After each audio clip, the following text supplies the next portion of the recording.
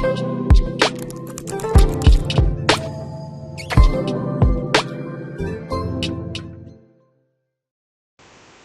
To arts with us. My name is Shubham Kushwaha. हम UGC NET sociology में PYQ series 2023 को discuss कर रहे हैं। इस सीरीज़ में आपको क्वेश्चन हिंदी और इंग्लिश दोनों में मिलेगा, एक्सप्लेनेशन भी आपको हिंदी और इंग्लिश दोनों में मिलेगा। प्लस अगर आप इसके PPT को आप देखना चाहते हैं, ये PPT ये PDF लेना चाहते हैं, तो आप हमारे टेलीग्राम चैनल पर ज्वाइन कर सकते हैं। ये लिंक आपको हमारे डिस्क्रिप्शन में भी मिल जाएगी। एग्ज़ाम पैटर्न, जो हमारा न्यू पैटर्न ऑफ एग्ज़ाम आ रहा है, उसके हिसाब से हम इसको डिस्कस करते हैं। हमारा ये जो सीरीज़ है, ये असिस्टेंट प्रोफेसर के एग्ज़ाम में या जो सेट के एग्ज़ाम होते हैं उनके लिए भी ये यूज़फुल है। So let's start. हमारा फर्स्ट क्वेश्चन है, जैसे कि हम देख रहे हैं कि हमारे एग्ज़ाम में जो मैच द कॉलम या मैच द लिस्ट के जो क्वेश्चन होते हैं उनकी फ्रिक्वेंसी क्या है, बढ़ती जा रही है। इसमें दो लिस्ट दी हुई हैं, एक में कॉन्सेप्ट बता रहा है और एक में एक्सप्लेनेशन बता रहा है। फर्स्ट कॉन्सेप्ट है स्टेटस, दूसरा इंपीरियरली कोऑर्डिनेटेड एसोसिएशन, थर्ड है quasi group and fourth is culture industry. हमें देखना है कि स्टेटस क्या होता है। स्टेटस क्या होता है? स्टेटस, पहले हम एक्सप्लेनेशन को पढ़ लेते हैं। A structural position with the social position, a structural position with the social position. Status क्या होता है कि किसी भी समाज में उस पर्सन की पोजीशन क्या होती है उसके ऊपर बताता है। स्टेटस फॉर एग्जांपल कि हमारा एक ग्रुप है, इस ग्रुप में हमारी क्या पोजीशन है, कि हमारी क्या स्थिति है या हमारी क्या परिस्थिति है, उसके हिसाब से हमारा स्टेटस, कि हम मिडिल क्लास हैं या हम लोअर मिडिल क्लास हैं या हम गेटेड कम्युनिटी में रहते हैं, ये सब हमारा स्टेटस बताता है। जैसे कि मोबाइल फ़ोन आजकल अगर हम देखते हैं तो मोबाइल फ़ोन के हिसाब से भी हम स्टेटस का पता लगाते हैं कि उसके समाज में क्या स्थिति है। उसके बाद जो है इसमें इंपीरियरली कोऑर्डिनेटेड एसोसिएशन, इसमें सीधे सीधे पूछा कि एसोसिएशन क्या होता है, अनिवार्यता समन्वित एसोसिएशन क्या है। एसोसिएशन सीधे सीधे ऑप्शन में दिया है, इसका करेक्ट मैं आंसर बता दें। इसका करेक्ट आंसर है ए। एसोसिएशन क्या होता है? Association is a people controlled by hierarchy of authority position. किसी भी एसोसिएशन में जब हम जाते हैं तो हम देखते हैं कि उसको कोई ना कोई एक हायरार्की या अथॉरिटी पोजीशन क्या करती है, कंट्रोल करती है, और उसमें पोजीशन अथॉरिटीज पोजीशंस होती हैं जो कि हायरार्कीज वाइज होती हैं। क्वाजी ग्रुप क्या होता है? क्वाजी ग्रुप जो होता है वो होता है a member of individual who occupy position that have the same role interest। Quasi group basically ऐसा है, एक ऐसा ग्रुप होता है जो कि जैसे कि बहुत से लोग जो होते हैं वो एक सेम ग्रुप के होते हैं और उनका इंटरेस्ट भी क्या होता है, सेम होता है। फॉर एग्जांपल कि एक ऑफिस का ग्रुप है, ऑफिस के ग्रुप का सभी का इंटरेस्ट एक होता है कि हमें ऑफिस के लिए काम करना है, हमारा टारगेट क्या होना चाहिए, ये एक इनका सेम इंटरेस्ट होता है। ये इंडिविजुअल ऑक्यूपाई, वो इस ग्रुप में अपनी एक इंडिविजुअल ग्रुप को बनाते हैं, इंडिविजुअल पोजीशन बनाते हैं, मतलब ऑक्यूपाई करते हैं और उसको ज्वाइन करते हैं। कल्चरल इंडस्ट्री क्या है? Industry such as movie and radio that were serving to make culture a more important factor in society that economy. मतलब कि एक ऐसा जो इंडस्ट्री जो इसे जैसे मूवीज़ हो गया, रेडियो हो गया, बस serving the make culture more important, ये जो होते हैं ये कल्चर को मोर इम्पॉर्टेंट फैक्टर इन सोसाइटी, जो कि सोसाइटी में कल्चर को मोर इम्पॉर्टेंट फैक्टर की तरह प्रेजेंट करते हैं। करेक्ट ऑप्शन इज ए। हमारा नेक्स्ट क्वेश्चन है गिवन बिलो, पढ़ते हैं ये स्टेटमेंट एंड, इसमें दो स्टेटमेंट है, असर्शन एंड रीजन। ठीक है, तो हम पढ़ते हैं कि हमारा विकथन क्या है। Contemporary society experience the phenomena of ethnic identity, ठीक है, एथनिक आइडेंटिटी असर्शन। रीजन क्या है? The search of self identity in the intrinsic of human condition. Hindi में पढ़ लेते हैं कि समकालीन समाजों में निर्जातीय या सजातीय अस्मिता बेसिकली आइडेंटिटी का है। अभिकथन का परिक्रम उद्भासित हो रहा है। दूसरा कारण क्या है, अपनी अस्मिता की तलाश करना मानवीय दशा के लिए अंतर्भूत तत्व है। बेसिकली ये वाला अगर हम देखें जो रीज़न है दिया हुआ कि जो सेल्फ आइडेंटिटी हमारे लिए एक अनिवार्य या अंतर्भूत तत्व होती है जिसे हमें खुद तलाशना पड़ता है, ठीक है। और जो कंटेम्प्रेरी सोसाइटी में होते हैं वो सोसाइटी एक्सपीरियंस करती है जो एथनिक आइडेंटिटी होती है वो हमेशा क्या होती है, पराक्रम से ही बनती है। सो इसका क्या है, इसका आंसर होगा both A and R correct है, बट जो आर है वो आर जो है वो इसका करेक्ट एक्सप्लेनेशन नहीं देता है कि ऐसा सेल्फ आइडेंटिटी के लिए वो लोग क्यों करते हैं। So next, Karl Popper while following the deductive research strategy advocated. Karl Popper ने अपने रिसर्च में डिडक्टिव अप्रोच रिसर्च स्टडी में किसके पक्षधर थे। A natural social worlds consist the essential uniformities. नैसर्गिक और सामाजिक जगत में आवश्यक समानताएं शामिल होती हैं। The aim of science to establish generalisation. Science का उद्देश्य क्या होता है, सामान्यीकरण को स्थापित करना। Fact analysed, compared and classified without using hypothesis. अगर हम इस स्टेटमेंट को देखें तो ये बोल रहा है कि fact analysed, compared, classified without analysing hypothesis.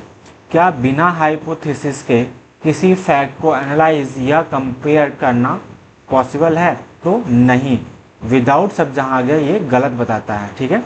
सो डी पढ़ते हैं। It is not necessary that social fact are analyzed by using falsibility principle। falsibility को एनालाइज या falsibility को यूजिंग करते हुए फैक्ट को एनालाइज करना या फैक्ट को एनालाइज करना नेसेसरी नहीं है टू falsibility के प्रिंसिपल को प्रूव करने के लिए। सो बिल्कुल गलत है। फैक्ट जब तक हम एनालाइज नहीं करेंगे तो हमें उस प्रिंसिपल की फॉल्सिबिलिटी हमें पता ही नहीं चलेगी, या मिथ्याकरण हम उस सिद्धांत का पता कर ही नहीं सकते हैं। सो अगर हम देखें तो जिसमें सी होगा हम उसको क्या कर सकते हैं, कैंसिल कर देते हैं, ठीक है। और ए अगर देखेंगे तो ये वाला ऑप्शन सही है और बी भी सही बोल रहा है कि हमें साइंस का यूज़ क्या करते हैं, हम जनरलाइजेशन के लिए यूज करते हैं। So next is the correct answer is a.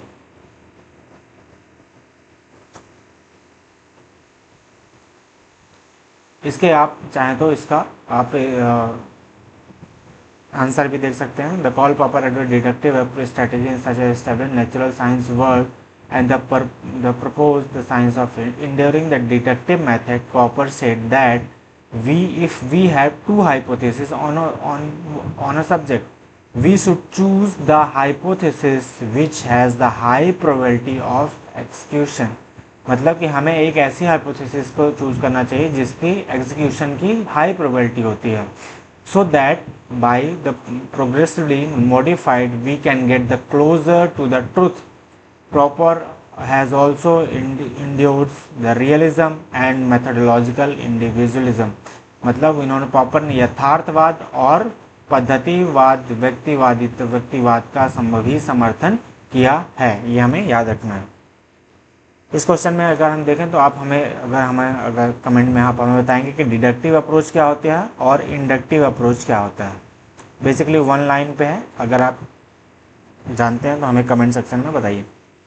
So next question, according to Malinowski, while studying diffusion at the field level is the focus on which of the following units of transformation। Malinowski के अनुसार क्षेत्रीय स्तर पर विसरण का अध्ययन करने के क्रम में व्यक्ति को रूपांतरण की इकाई पर ध्यान केंद्रित करना चाहिए। हमें Malinowski के अनुसार ट्रांसफॉर्मेशन के लिए हमें किस पर केंद्रित करना चाहिए? देखिए, हमें कल्चर ट्रेट्स या रोल सेट्स या कल्चर ट्रेट्स, रोल सेट्स और स्टेटस से दोनों सेम हो जाते हैं। कल्चरल ट्रेट्स भी जो होते हैं वो लगभग same, but organise system of institution हमें क्या कर ये बोल रहा है कि हमें जो है मोनोलिस्टिक के अनुसार स्टडिंग द डिफ्यूजन मतलब विसरण का फील्ड लेवल पे जानने फोकस करने के लिए हमें फॉलोइंग यूनिट्स का ट्रांसफॉर्मेशन ये हमें देखना पड़ता है। वो किसका होता है? Organise system of institution. Next match the column.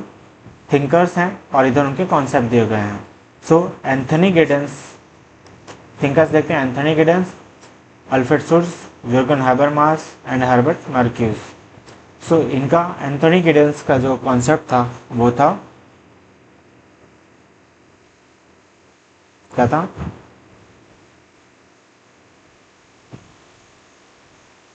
अगर एंथनी गिडेंस का था जगर नॉट, एंड अल्फ्रेड शुल्ट्ज का था लाइफ वर्ल्ड, है ना, और जुर्गन हैबरमास का था ideal speech, sorry,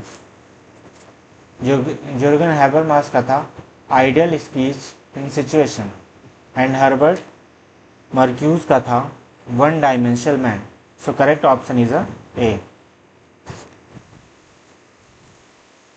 next question, which one of the following forms of authority expounded by Max Weber is not form of the traditional authority. Max Weber के अनुसार प्रतिपादित प्राधिकरण निम्नलिखित प्रारूपों में कौन सा परंपरागत प्राधिकार या परंपरागत अथॉरिटी नहीं है। तो पैट्रियार्की हम देख रहे हैं, ये भी क्या है, ये एक परंपरागत है। फ्यूडलिज्म भी क्या है, परंपरागत है। एंड पुश्तैनीवाद भी क्या है, परंपरागत है ये। सो इसमें पूछ रहे कौन सी नहीं है, कौन सी नहीं है। So bureaucracy is the modern form of authority, जिसमें कि आपको ट्रेडिशनल नहीं होता है, मतलब बेसिकली राजा का बेटा राजा नहीं बनता है, या फादर से सन को या डॉटर को अथॉरिटी ट्रांसफ़र नहीं होती है, या आप कहीं के ज़मींदार से ज़मींदार को ट्रांसफ़र नहीं होती है। सो ब्यूरोक्रेसी में क्या होता है, जो काबिल होता है या जो बेसिकली जो हैरार्की को या जो उसके डॉक्यूमेंट को या रिटन डॉक्यूमेंट या बेसिकली उसके जो नीड्स को फुलफिल करता है, वही पावर अथॉरिटी उसको मिलती है। Next question, to Talcott Parsons the unit act of social system includes. Talcott Parsons के मत में सामाजिक व्यवस्था में क्या इंक्लूड्स हैं, बेसिकली सोशल सिस्टम में क्या इंक्लूड्स हैं। सो टॉलकट पर्सन के इसमें सोशल सिस्टम में, इनके इसमें एक्ट भी इंक्लूड है। एक्ट होगा तो एक्ट किसी न किसी लक्ष्य के लिए होगा और किसी न किसी सिचुएशन में ही कोई एक्ट, तो सोशल सिस्टम में जब कोई एक्शन होता है तो किसी न किसी सिचुएशंस में होते हैं। सबकी एक सोशल सिस्टम में बिलीव्स होते हैं और उनका साधन होता है उनको फॉलो करने के लिए। सो हम देखते हैं कि सारे ऑप्शन क्या हैं, करेक्ट है, A B C and D, A B C and D, D नहीं होगा, अच्छा यस, डी नहीं होगा। मान्यताएं के अनुसार हम एक्ट नहीं करते हैं, कि हमारी क्या मान्यता है उसके अनुसार हम एक्ट नहीं करते हैं, है ना। तो डी इज अ रॉन्ग। तो correct option is A B C and E. According to the इसका आंसर का social order consist of action, goals होना चाहिए, सर्कमस्टांसेस एंड मीन्स होना चाहिए। Parson consider the personality of social order complementary to each other, although they consider social order as the important descending factor on the formation of our personality in his analysis. Next question. Sociology of emotion examines the relation of feeling with the following. संवेग का समाजशास्त्र में निम्नांकित में के साथ भावनाओं के संबंध का परीक्षण किया जाता है। सो संवेग के समाजशास्त्र में किसका परीक्षण किया जाता है, कल्चर को भी देखा जाता है और संरचनाएं क्या होती हैं ये भी देखा जाता है, और अंतःक्रिया क्या होता है ये भी देखा जाए। अंतःक्रिया जब होगी तभी भावना होगा। कल्चर के अकॉर्डिंग ही हम भावनाओं को देखते हैं या एग्जामिन करते हैं, उसके क्या संरचनाएं होती हैं ये भी। किंगडम से कोई हमें भावनात्मक प्रतिक्रिया या रिलेशन नहीं होता। महासागर तो बेसिकली गलत है। इससे भी आप देख सकते हैं जिसमें जिसमें ई होगा वो उसको हम गलत कर सकते हैं, तो ये गलत हो जाएगा। और डी वाला ऑप्शन भी गलत है, किंगडम से कुछ हमें देखने को नहीं मिलता है। भावना बेसिकली हमें कल्चर से देखने को मिलेगी, संरचना से देखने को मिलेगी और अंतःक्रिया से देखने को मिलेगी। तो इसका आंसर भी यहाँ पे दिया होगा, आप चाहें तो रीड कर सकते हैं।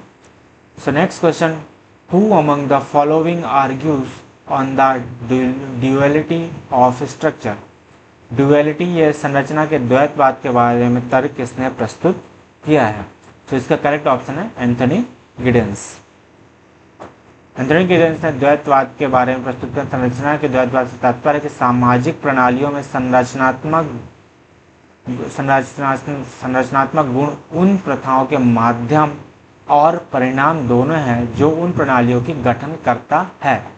द्वंद्व का आधार एजेंसी और संरचना के साथ संबंध में निहित होता है। The duality of structure implies the structural properties of social system are the both means and the result of practice that constitute those system. Next question. Who among the following established the relationship between power, ideology and discourse in the relation to modern organization? ठीक है, क्या बोलता है, निम्नलिखित में से किन्होंने आधुनिक संगठनों के संदर्भ में शक्ति विचारधारा और विमर्श के माध्यम के मध्य संबंध स्थापित किया है? So correct option is M Foucault, Michael Foucault. Next question, again match the column. इधर रिसर्चर्स दिए हुए हैं और इधर एरिया ऑफ रिसर्च दिया हुआ है। इसका कलर चेंज कर देते हैं थोड़ा सा। एरिया ऑफ रिसर्च दिया हुआ है। सो फर्स्ट जो है that is E.H. Sutherland. Researcher देख लेते हैं पहले, H. Baker, W.F. White, W.F. Height and Oscar Levi's. इनका एरिया ऑफ रिसर्च क्या है? एरिया ऑफ रिसर्च देखते हैं मैरिजुआना एडिक्ट। मैरिजुआना बेसिकली एक एडिक्शन या आप बेसिकली एक तरह का गांजा का रूप होता है। सर गांजा। Street corner society, white collar crime, slums poor in Mexico. So basically जो सदरलैंड थे, सदरलैंड ने वाइट कॉलर क्राइम का स्टडी किया था। और जितना मुझे याद आ रहा है कि W.F. जो हाइट थे उन्होंने स्टडी किया था स्ट्रीट कॉर्नर सोसाइटी का। सो हम ऑप्शन से सही करने का देखते हैं कि जो फर्स्ट का है उसमें तीसरा ऑप्शन किस में है? बी में। एंड सी भी करेक्ट हो रहा है अपने इससे। ऑस्कर लेविस का था slums and poor in Mexico, basically बस्ती गरीब in Mexico. So option B is a correct, है ना। H. बेकर का था मैरिजुआना एडिक्ट्स। इन्होंने गांजे के जो एडिक्शन होते हैं उसके बारे में स्टडी किया था। Next question, who of the following discussed the relation of advertisement and preservation of capitalist society. Basically विज्ञापन का संबंध और पूंजीवाद समाज के परीक्षण की विवेचना निम्नलिखित में से किन्होंने की है? So correct option is Adorno and Marcuse. Next question, which of the following sociologist is known for the emphasizing the relation of morality and education? देखिए morality and education के बारे में इमाइल दुर्खाइम ने तो बोला ही है। सो जिसमें बी नहीं आता है हम उसे कैंसिल कर देते हैं। सो सी ऑप्शन क्या हो जाएगा? कैंसिल हो जाएगा, ठीक है। So next, R.K. मर्टन ने भी नहीं बोला है। मैक्स वेबर भी एजुकेशन के बारे में नहीं बात करते हैं। टॉलकट पार्सन भी एजुकेशन के बारे में बात नहीं करते हैं। So correct option is and बचा हमारे पास क्या? A and B. John Dewey and Emile Durkheim जो बोलते हैं मोरालिटी एंड एजुकेशन के बारे में बात करते हैं, ठीक है। देखते हैं जॉन डेवी एंड इमाइल दुर्खाइम ने नैतिकता और शिक्षा के संबंध में महत्वपूर्ण बात। दुर्खाइम के बारे में वैकल्पिक सोच यह भी है कि उनके समाज शास्त्र की केंद्रीय धारणा नैतिक और आदर्शात्मक बाध्यता का विचार है। Basically moral and normative compulsion. यहाँ पे देखिए दुर्खिम के स्पेलिंग थोड़ा सा गलत हो गए, that is mistake, written mistake, so typing mistake. Next question, who wrote the book the subjection of women. इसका करेक्ट ऑप्शन है एस, सॉरी यहाँ पे जो इंग्लिश में है ये टाइपिंग एरर है, यहाँ पे ऑप्शन होगा John Stuart Mill. So the subjection of women के जो ऑथर हैं वो हैं जॉन स्टुअर्ट मिल। इनकी कुछ अदर बुक भी दी हुई है जॉन स्टुअर्ट मिल की, the method of equality, the method of difference, the method of convergence, the balance method and कोवेरेंस method. समानता की विधि,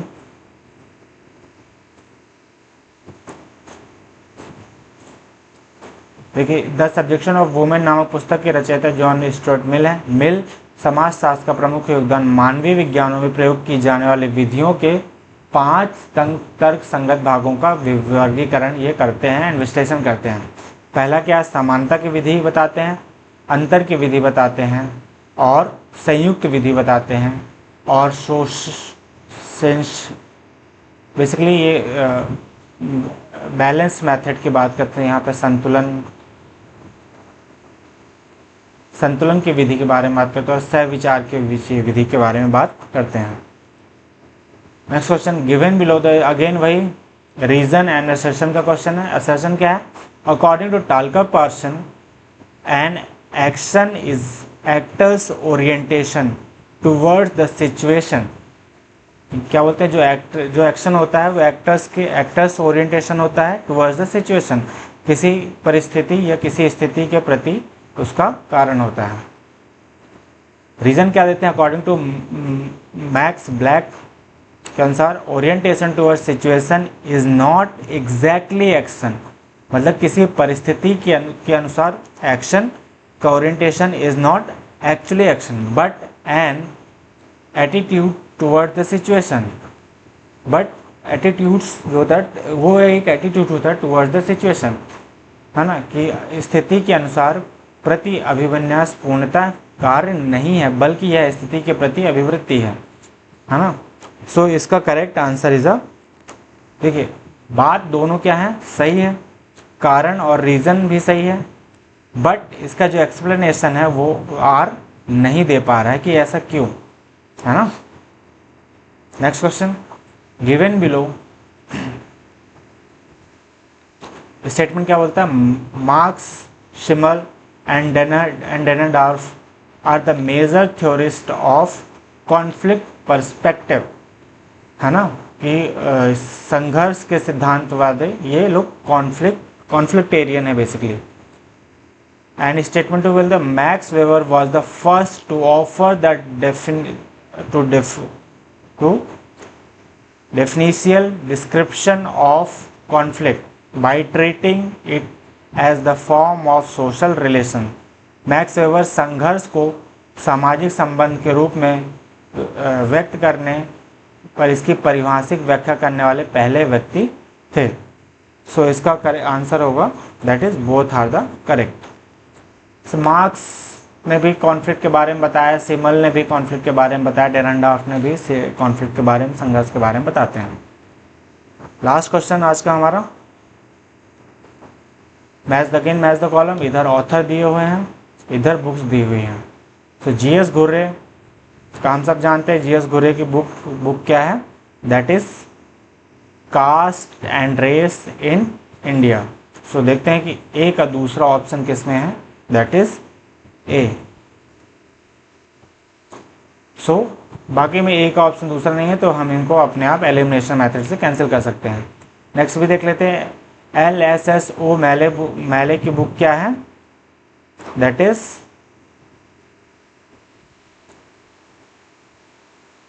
इनकी बुक का नाम है white collar crime. Sir H.S. Risley, नहीं सॉरी कुछ गलत हो गया, आई थिंक टाइपिंग में एरर है, एक second let me check. GS Ghurye के बुक का नाम है caste, race and India. Risley के बुक का नाम था ट्राइब्स कास्ट ऑफ बंगाल के स्टडी किए थे, एथनोग्राफिक ग्लॉसरी की स्टडी की थी। सो सी का चौथा, yes correct A, yes. B का तीसरा, दैट इज